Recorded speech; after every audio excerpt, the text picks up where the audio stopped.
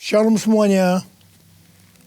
Markus 4 ayat 29 berkata, sebab musim menuai sudah tiba. Sebab musim menuai sudah tiba. Penuaian jiwa yang terbesar dan yang terakhir sebelum Tuhan Yesus datang sudah terjadi. Api Roh Kudus yang dahsyat dari Pentakosta ketiga sedang turun. Pada waktu bulan Juli 2022 yang lalu, ketika saya berada di acara Pentecost Again Celebration di Azusa Street Prayer Tower, saya berkhotbah tentang lahirnya Pentakosta yang ketiga. Karena Pentecost Again ini adalah Pentakosta ketiga.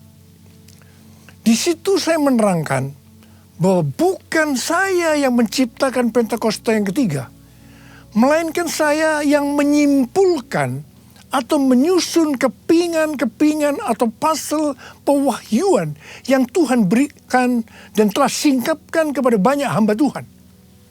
Bagian saya, Tuhan memberitahu akan terjadinya pencurahan Roh Kudus yang dahsyat di zaman ini, yang namanya adalah Pentakosta ketiga. Jadi pada waktu awal tahun 2009, Tuhan berbicara kepada saya dengan sangat serius dari Wahyu 3 ayat 11 bagian A. Aku datang segera. Aku datang segera. Saya gemetar dan bertanya kepada Tuhan. Tuhan, apa yang akan Tuhan lakukan? Dan apa yang harus saya kerjakan? Sekitar 6 bulan kemudian, Tuhan baru menjawab pertanyaan saya dengan berkata, aku akan mencurahkan rohku. Aku akan mencurahkan rohku, kata Tuhan.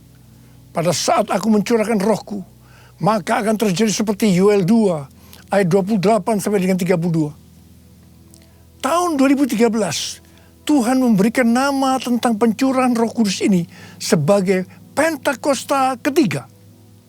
Pada tahun 2013, dalam Empower 21 Asia di SICC, pesan tentang Pentakosta ketiga ini untuk pertama kalinya dikumandangkan. Saya bertanya kepada Tuhan, Tuhan, berikan kepada saya pengertian tentang Pentakosta ketiga ini. Kemudian Tuhan memberikan 5 pengertian apa yang dimaksudkan dengan Pentakosta ketiga. Kelima pengertian itu tidak semuanya diberikan kepada saya, tetapi sebagian diberikan kepada hamba-hamba Tuhan yang lain. Dan saya diberikan tugas oleh Tuhan untuk menyusun kepingan-kepingan atau puzzle dari nubuatan-nubuatan yang diberikan kepada hamba-hamba Tuhan tadi. Dan ketika digabungkan, muncullah 5 pengertian tentang Pentakosta ketiga ini. 5 pengertian tentang Pentakosta ketiga adalah sebagai berikut. Yang pertama, Pentakosta ketiga adalah pencurahan Roh Kudus yang dahsyat di zaman ini, melebihi yang terjadi di Azusa Street. Ini berasal dari William Seymour. William Seymour adalah orang yang dipakai Tuhan dalam Pentakosta kedua di Azusa Street tahun 1906. Dan yang kedua, Pentakosta ketiga akan mengakibatkan penuaian jiwa yang terbesar dan yang terakhir sebelum Tuhan Yesus datang kembali. Ini juga dari William Seymour. Dan yang ketiga, Pentakosta ketiga akan membangkitkan generasi Yeremia, yaitu anak-anak muda yang dipenuhi dengan Roh Kudus, cinta mati-matian kepada Tuhan Yesus, tidak kompromi terhadap dosa, dan akan bergerak untuk memenangkan jiwa. Ini berasal dari Russell Evans, dari Gereja Planet Shaker, Melbourne. Dan yang keempat, Pentakosta ketiga lahir di Indonesia dan bergerak ke bangsa-bangsa. Gerakan ini dari timur ke barat dan akan kembali ke Yerusalem. Ini berasal dari Cindy Jacobs. Dan yang kelima, Pentakosta ketiga akan memberikan kuasa untuk menyelesaikan amanat agung. Dan setelah itu Tuhan Yesus datang kembali. Ini dari Tim Hill, Ketua Umum Church of God Amerika Serikat. Api Pentakosta menyala, api Pentakosta menyala. Api Pentakosta ketiga, api Pentakosta menyala, api Pentakosta menyala. Api, api, api, api, api, api Pentakosta ketiga. Api Pentakosta ketiga. Api Pentakosta ketiga. Dari tanggal 26 September 2022 sampai dengan 15 September tahun 2023, menurut kalender Ibrani, kita sedang memasuki tahun 5783 atau yang disebutkan dengan P Gimel. Memasuki tahun 5783 ini, kita akan melihat kasih karunia yang luar biasa yang akan dicurahkan kepada mereka yang sungguh-sungguh mencari Tuhan. Namun bersamaan dengan itu akan ada pembersihan di rumah Tuhan dan penghakiman terhadap dunia ini. Tuhan akan mengungkapkan dosa-dosa yang tersembunyi. Tidak ada sesuatu pun yang tertutup yang tidak akan dibuka. Dan tidak ada sesuatu pun yang tersembunyi yang tidak akan diketahui. Karena itu, apa yang kita katakan dalam gelap akan kedengaran dalam terang. Dan apa yang kita bisikkan ke telinga di dalam kamar akan diberitakan dari atas atap rumah. Bukan rahasia lagi bahwa hari-hari ini gereja Tuhan sedang dibersihkan dalam hal dosa keuangan, dosa moral. Banyak hamba-hamba Tuhan yang jatuh. Hal ini harus diartikan bahwa peristiwa ini baru diungkapkan oleh Tuhan sekarang ini. Sedangkan prosesnya sebenarnya sudah lama. Hal-hal yang menyebabkan terjadinya banyak kejatuhan dari hamba-hamba Tuhan hari-hari ini bisa diuraikan sebagai berikut. Pengkhotbah 10 ayat 1 berkata, lalat yang mati menyebabkan urapan dari pembuat urapan berbau busuk.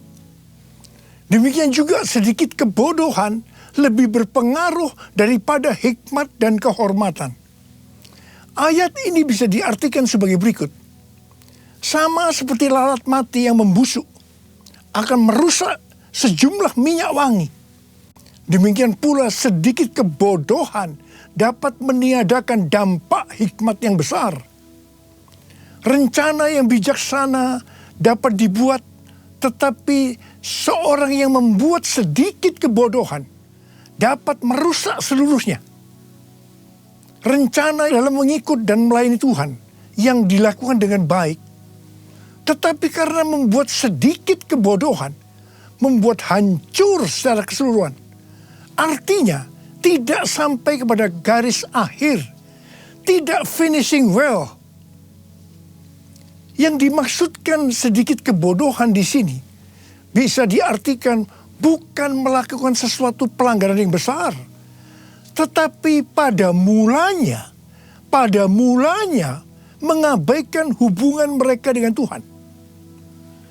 Sedikit demi sedikit akan merampas kasih, keintiman, kebijaksanaan, tekad yang mereka miliki, sehingga hal itu membuat mereka tidak setia kepada Tuhan. Dan tiba-tiba kehancuran datang. Harap digarisbawahi, jangan sampai mengabaikan hubungan dengan Tuhan. Pengabaian apa saja yang biasanya dilakukan dalam hubungannya dengan Tuhan?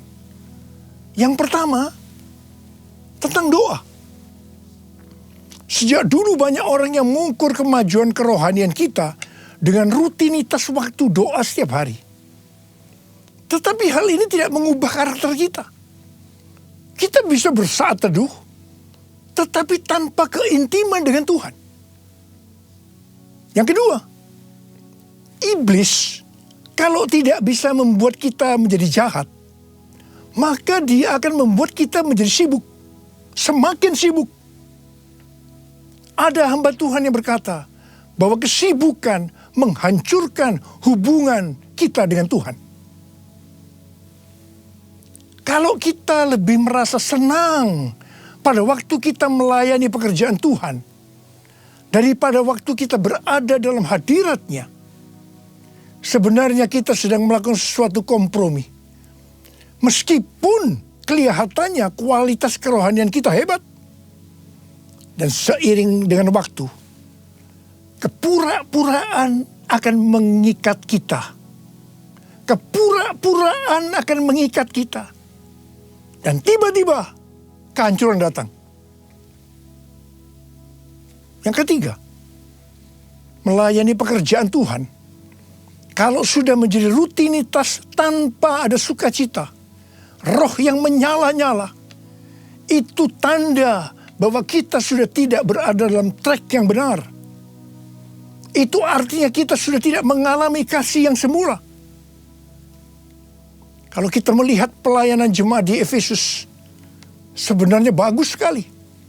Dikatakan mereka rajin, tekun, tidak dapat menerima pelayan yang pura-pura. Mereka sabar dan mau menderita karena nama Yesus. Mereka tidak mengenal lelah.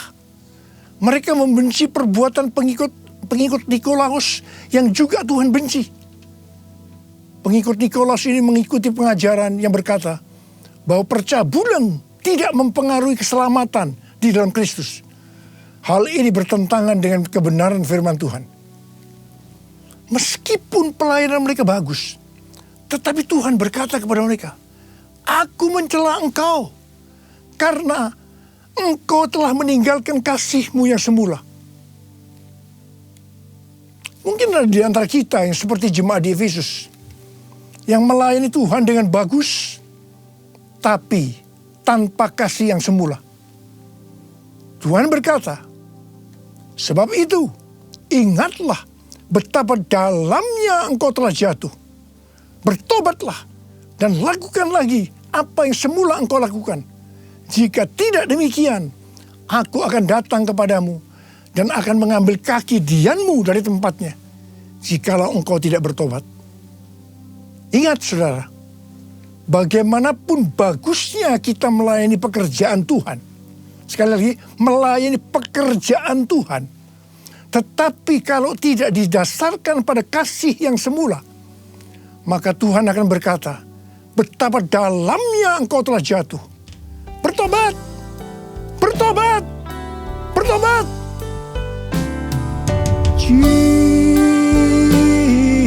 Jesus, Lord Jesus,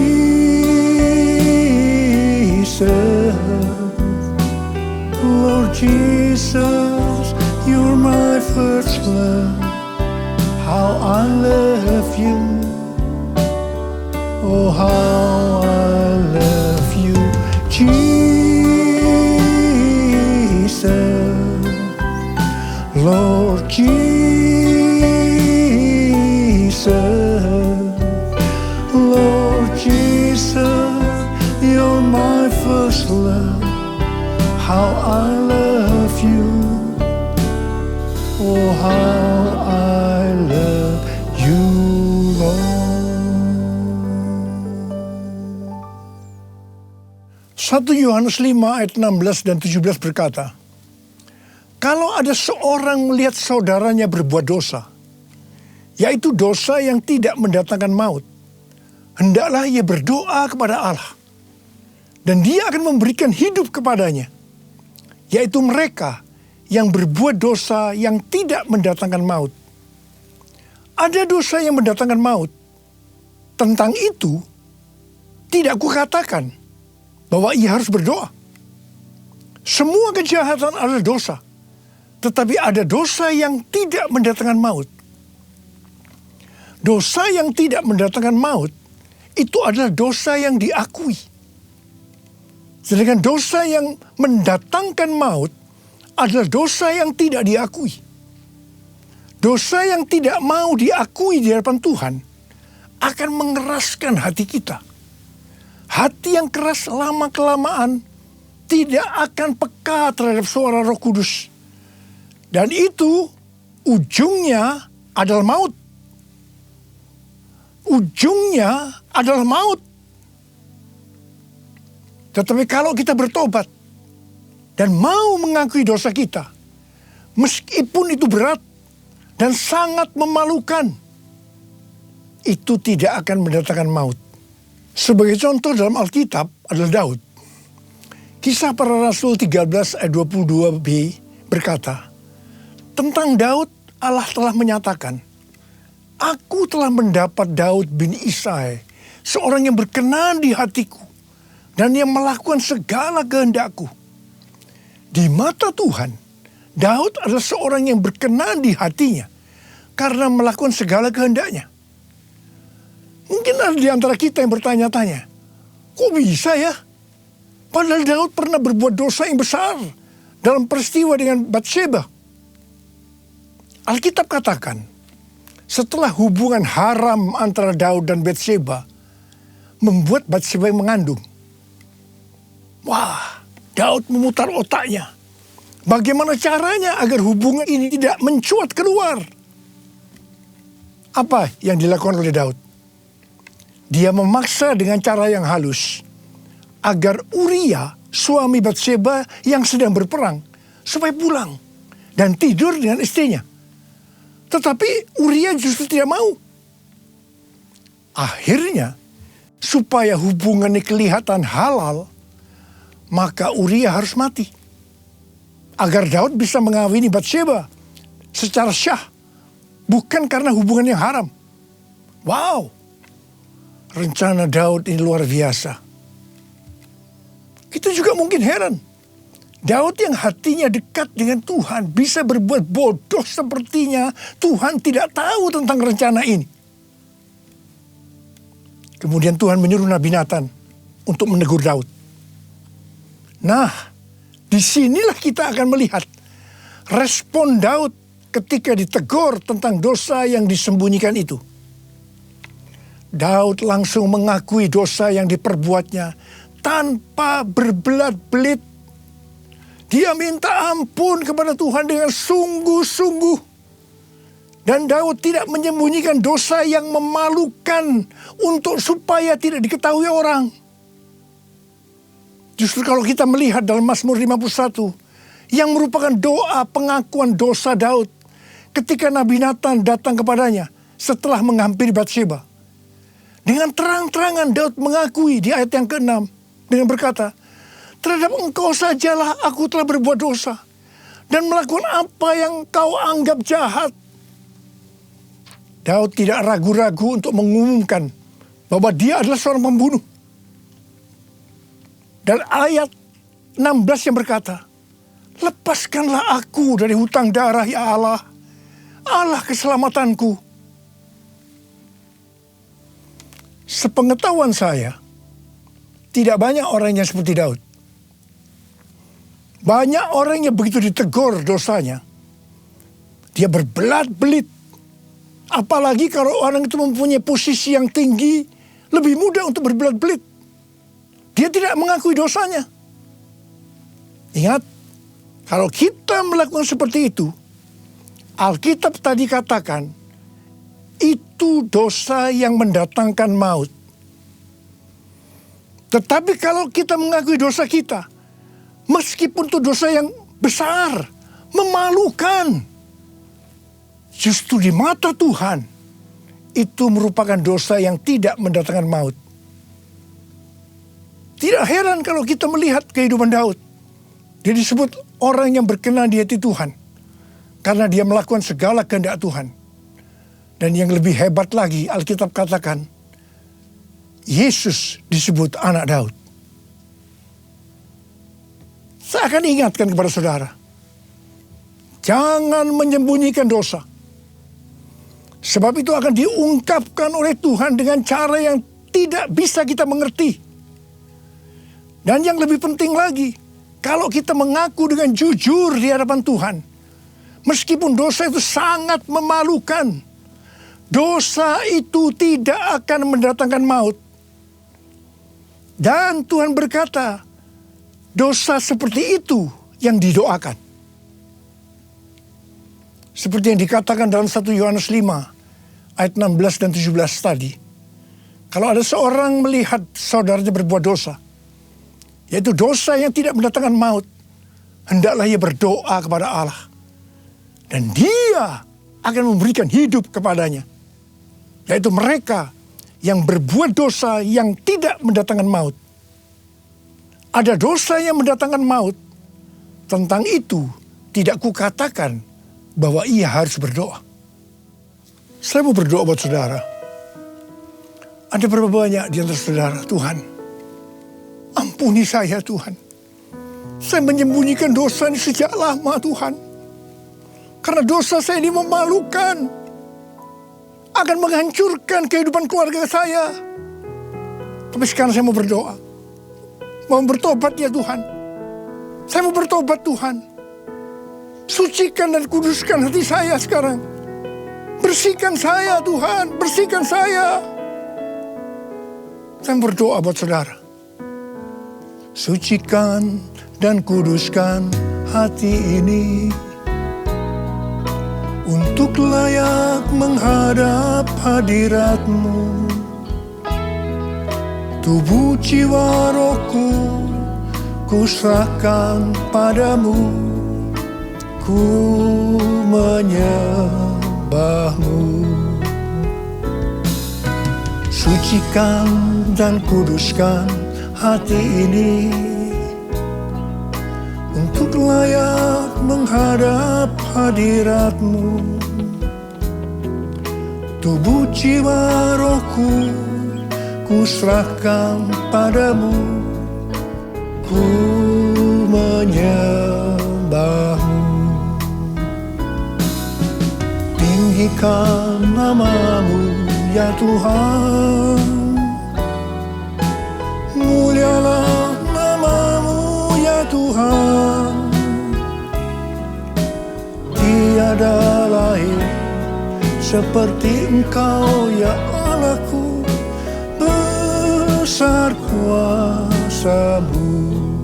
Mari angkat tangan saudara. Kita berbahasa roh. Uralaba syaralaba kana mata karabalaba. Oh ya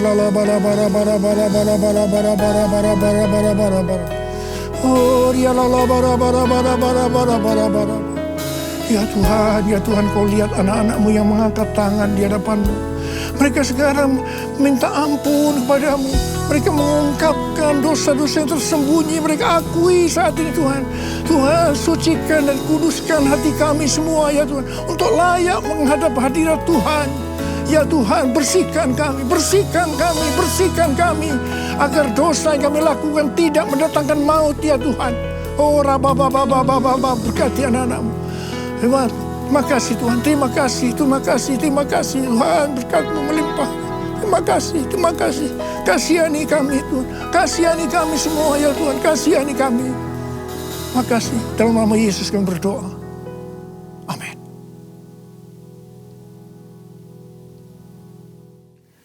Mari saudara-saudara, kita akan masuk dalam perjamuan kudus. Kita akan mengingat ayat ini. Sebab setiap kali kamu makan roti ini dan minum cawan ini, kamu memberitakan kematian Tuhan sampai Ia datang. Perjamuan kudus adalah perjamuan Tuhan Yesus sendiri. Setiap kali kita masuk dalam perjamuan kudus, Tuhan Yesus selalu berkata, biarlah ini menjadi peringatan akan daku. Karena itu mari arahkan hati saudara kepada kebaikan Tuhan. Kita akan mengingat kebaikan Tuhan. Mari tundukkan kepala. Bapa, siapakah kami sebelum kami mengenal Engkau?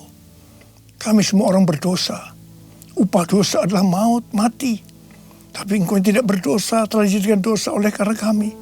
Engkau harus turun dari sorga mulia, menjelma menjadi manusia. Mati ganti kami dengan penderitaan yang luar biasa. Sungguh kalau kami pikirkan betapa baiknya Engkau ya Aba. Engkau jadikan kami sebagai anak-anak-Mu. Engkau berkati, Engkau tuntun, Engkau tegur kami, Engkau hajar kami kalau kami berbuat dosa. Engkau sembuhkan kami, itu Engkau ya Aba, itu Engkau. Tuhan akan memberkati kita semua melalui perjamuan kudus. Tapi Tuhan mau kita makan dan minum dengan cara yang benar. Karena itu sekali lagi, mari kita introspeksi. Sekali lagi, mari. Jangan menyembunyikan dosa. Akui di hadapan Tuhan. Akui di hadapan Tuhan. Ampuni. Ampuni. Ampuni kami ya Tuhan. Ampuni kami, ampuni kami. Kau lihat anak-anakmu yang sedang meminta ampun kepadamu saat ini Tuhan. Ya Tuhan, ya Tuhan. Turunkan belas kasihan-Mu kepada kami semua ya Tuhan. Turunkan belas kasihan-Mu. Terima kasih ya Bapa, terima kasih. Kami akan masuk dalam perjamuan kudus dengan hati yang penuh ucapan syukur. Dalam nama Yesus kami berdoa. Amin.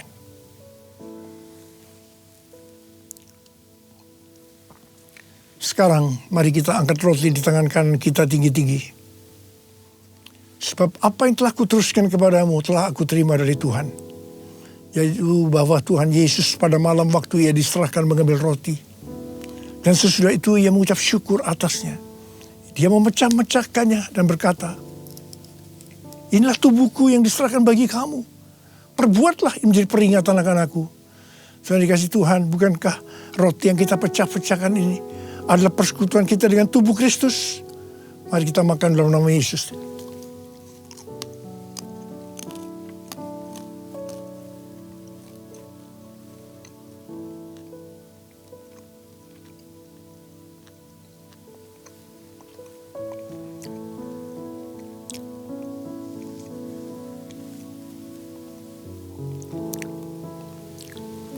Sekarang angkat cawan di tangan kanan kita tinggi-tinggi. Demikian juga yang mengambil cawan sesudah makan lalu berkata, cawan ini adalah perjanjian baru yang dibesarkan oleh darahku. Perbuatlah ini setiap kali kamu meminumnya menjadi peringatan akan aku. Saudara dikasih Tuhan, bukankah cawan pengucapan syukur yang atasnya kita ucapkan syukur adalah persekutuan kita dengan darah Yesus? Mari kita minum dalam nama Yesus.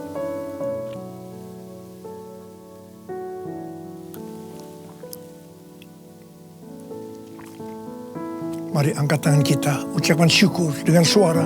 Jangan diam, jangan diam. Tuhan, terima kasih ya Tuhan.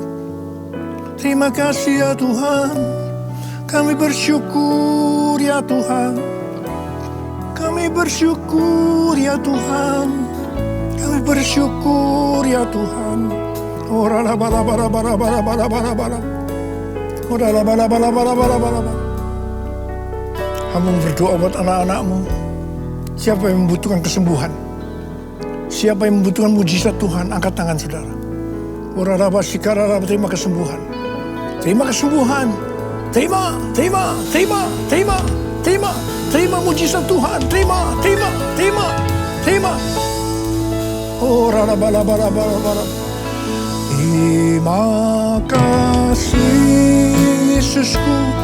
Terima kasih Yesusku, puji syukur hanya bagi Tuhanku. Terima kasih Yesusku, terima kasih Yesusku, puji syukur hanya bagi Tuhanku. Terima kasih, terima kasih Yesusku. Terima kasih Yesusku, puji syukur hanya bagi Tuhanku.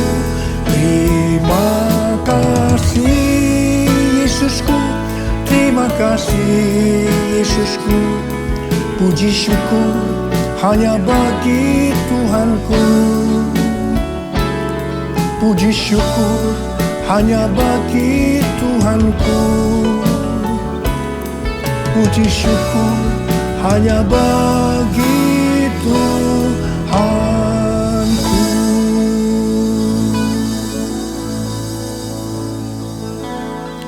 Sekarang terimalah berkat Tuhan. Kasih karunia berlimpah-limpah daripada Allah Bapa di dalam Anak yang tunggal Yesus Kristus. Persekutuan yang manis dengan Roh Kudus menyertai saudara sekalian mulai hari ini. Sampai Tuhan Yesus datang menjemput kita di awan-awan dan bahkan sampai selama-lamanya. Yang percaya bersama-sama katakan, Amin.